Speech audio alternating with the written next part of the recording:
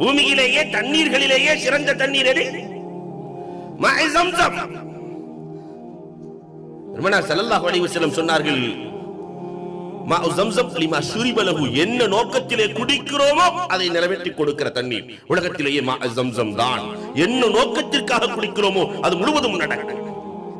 தண்ணீர் குடிக்கவில்லை.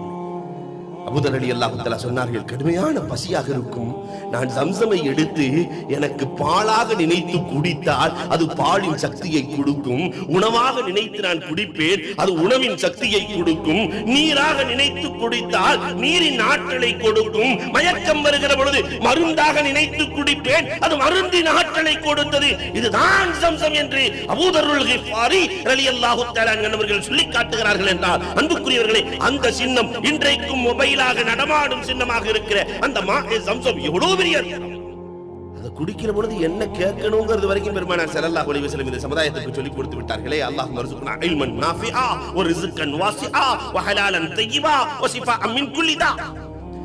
அவர்களை பார்த்து இப்னு அப்பாஸ் ரலியல்லாஹு தஆலா ஒரு வார்த்தை சொல்லுவார்கள், உலகத்திலே எந்த அன்பளிப்புகள் வேண்டுமானாலும் மறுக்கப்படலாம், ஸம்ஸமை தவிர என்கிறார்கள்.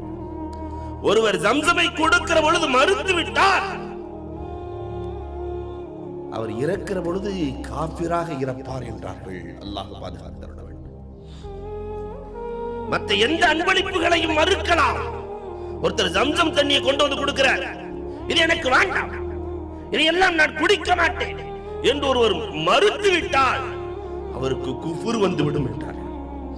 அன்புக்குரியவர்களை யோசித்து பார்க்கிறோம். ஸம்ஸமின் ஆற்றல் என்ன?